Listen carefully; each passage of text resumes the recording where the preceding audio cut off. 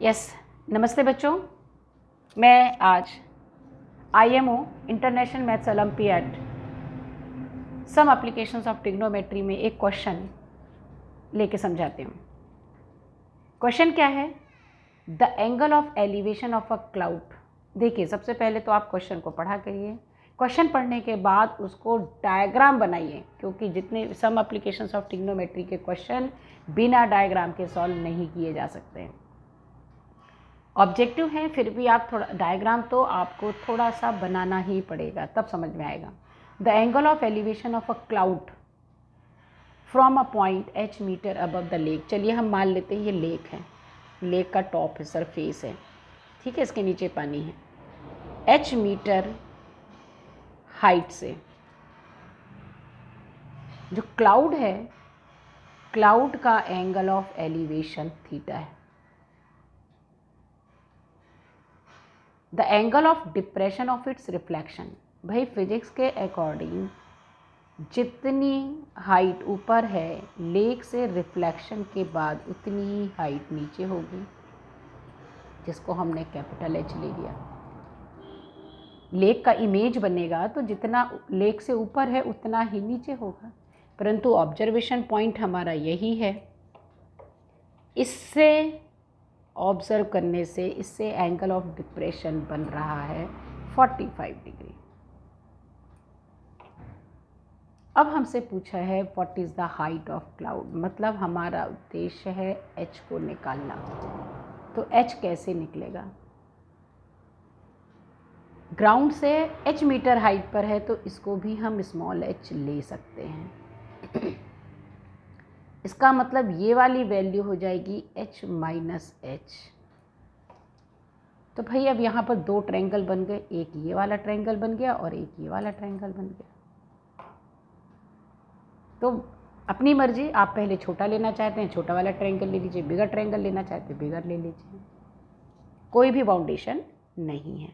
तो चलिए हम ऊपर वाले ट्रायंगल से शुरुआत करते हैं। तो छोटे ट्रायंगल में हम टेन थीटा का मतलब परपेंडिकुलर अपॉन बेस। अब देखिए, बेस को हम कोई नाम दे देते हैं क्योंकि सॉल्यूशन आसान हो जाएगा, इसको बोल देते हैं x। तो टेन थीटा की वैल्यू हो जाएगी h minus h upon x। भाई जब हम एग्ज़ाम देते हैं, एग्ज़ाम देते वक्त फटाफट आपने इक्वेशन बनाई और सॉल्व करने बैठ गए। ज़्यादा टाइम भी नहीं देना है, कोशिश ये करिए कि हम बहुत जल्दी बिना मिस्टेक के कर सकें। Tan theta is equal to h minus h upon x। दूसरे ट्रायंगल में ले लीजिए, मैं तो लिख रही हूँ equation 1045 h plus h upon x। पर जब हम एग्ज़ाम में सॉल्व करेंगे हमें मालूम है कि 1045 की वैल्यू 1 होती है, तो हम डायरेक्ट लिख सकते थे h plus h is equal to x। अब यहाँ पर कैपिटल H निकालना है तो इससे आप एलिमिनेट कर दो x को। x को एलिमिनेट करने का मतलब है कि x की प्लेस पे वैल्यू रख लीजिए।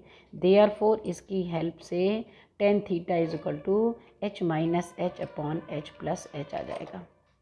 भाई अब ट्रांसपोज वगैरह करके हम कैपिटल H निकाल देंगे, ये तो सीधा सीधा कैलकुलेशन है। इधर ट्रांसपोज कर दीजिए तो h tan theta plus h tan theta is equal to h minus h। इस वाली वैल्यू को इधर ले आइए, मतलब h टेन थीटा प्लस 1 हो जाएगा, यहाँ इसको ले जाएंगे तो h is equal to tan theta 1 minus tan theta हो जाएगा। क्यों हो जाएगा? क्योंकि h पहले ही से था, जब हमने इधर ट्रांसपोज किया h कॉमन किया तो इसका 1 माइनस टेन थीटा हो गया। h की वैल्यू आ जाएगी h tan theta minus plus 1 upon 1 minus tan theta. देख लीजिए ऑप्शन कौन सा सही है। ऑप्शन सही है ए, 1 प्लस टेन थीटा। ऊपर क्या है? 1 प्लस टेन थीटा, बाकी कहीं नहीं है। 1 plus tan theta upon 1 minus tan theta, तो ये है। तो इसी टाइप के कॉम्प्लिकेटेड क्वेश्चंस आते हैं IMO एग्ज़ाम में। इसके लिए प्रैक्टिस की बहुत ज़रूरत है। सब एप्लीकेशंस ऑफ ट्रिग्नोमेट्री आपको डायग्राम बनाते बनना चाहिए, मीनिंग समझ में आना चाहिए, और सबसे ज़रूरी चीज़ है, जितनी भी वैल्यूज़ हैं ट्रिग्नोमेट्रिक रेशियोज़ की वो लर्न होनी चाहिए। वहाँ हमारे पास इतना टाइम नहीं रहता है कि हम वैल्यूज़ को लिखें, टेबल बनाएं, फिर करें। आपको वैल्यू याद होनी चाहिए। कोशिश करिए कि हम शॉर्टकट, हम चाहते तो ये 2 इक्वेशन भी नहीं बनाते, डायरेक्ट ये लिखते, इसको इक्वल कर देते और सॉल्व कर देते। ये दिमाग में ही चलना चाहिए कि 1045 1 होता है, इसका मतलब ये होगा।